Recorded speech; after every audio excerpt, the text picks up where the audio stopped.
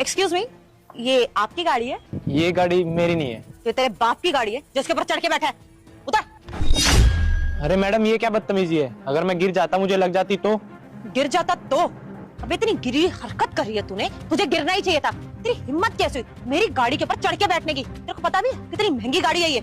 Madam, मैं तो सिर्फ इस पे बैठा हुआ था। क्या बोली जा रही है आप? अच्छा, मेरी गाड़ी पब्लिक प्रॉपर्टी है कि कोई भी आके इसमें बैठ जाएगा? ना औकात में रहना सीख।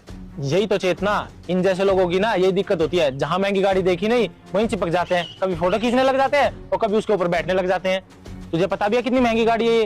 तेरी औकात भी नहीं है इसके आसपास भटकने की। और मेरी फ्रेंड ना बहुत अमीर है, और तुम जैसे लोग बैठ जाते हो इतनी महंगी गाड़ी पे। तुझे पता भी है इतने की गाड़ी नहीं है जितने की मॉडिफिकेशन हो रही है इसमें। तुम जैसे लोगों को ना मेरी दोस्त अपनी गाड़ी के आसपास भटकने भी ना दे, इसलिए अपनी औकात के हिसाब से गाड़ी देखो और वहां जाके बैठो। देखिए, आप दोनों बड़े बदतमीजी से बात कर रहे हो मुझसे, थोड़ा तमीज से बात कीजिए। चेतना, एक बार वहां देखना, इसने गाड़ी पे डेंट मार दिया है। इससे पूरा खर्चा लेना 25,000 रुपए। हाँ शिवम, तू सही कह रहा है। ये देखो यहाँ पे कितना बड़ा डेंट पड़ गया सिर्फ तेरी वजह से। अब तुझे ना इसका खर्चा भरना पड़ेगा, कम से कम 25,000 रुपए, क्योंकि इतनी महंगी गाड़ी है। कुछ भी ठीक कराने जाओ ना तो इतना खर्चा तो आता है। 25,000 रुपए निकाल चल। मैडम, आप कौन से डेंट की बात कर रही हैं? मुझे तो कोई डेंट नहीं दिख रहा इस पे। दो लोग बोल रहे हैं कि यहाँ पे डेंट है, तेरी अकेले की मानी जाएगी? चुपचाप से पैसे भर इसके। देखिए मैडम, मेरी वजह से कोई डेंट नहीं आया, और मुझे तो इस पे कोई डेंट दिखाई भी नहीं दे रहा। आप पता नहीं क्यों मुझ पे ब्लेम लगाई जा रही हो। और जब कोई डेंट आया ही नहीं तो मैं पैसे क्यों दूं? और अगर मेरी वजह से किसी का नुकसान होता तो मैं पैसे दे देता। आपका कोई नुकसान ही नहीं हुआ है तो मैं पैसे क्यों दूं?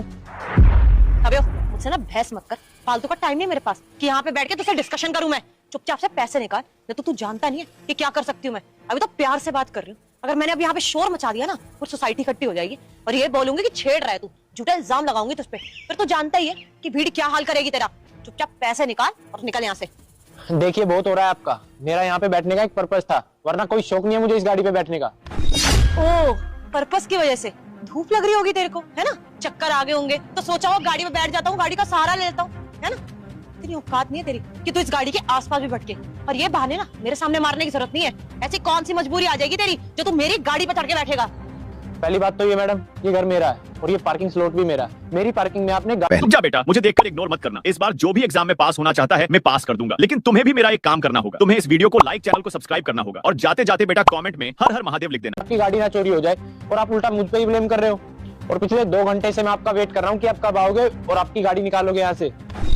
देखिए, I am really sorry. Actually क्या ना, ये मेरा दोस्त है, ये यहीं पे रहता है और मुझे इसका एड्रेस पता नहीं था, तो इसने फोन पे मुझे बोला कि पास में घर है, तो मैंने सोचा यहीं पे खड़ी कर देती हूँ। मुझे नहीं पता था कि ये आपका घर है, इसलिए मैंने यहाँ गाड़ी खड़ी कर दी। और मुझे पता भी नहीं था कि आप मेरी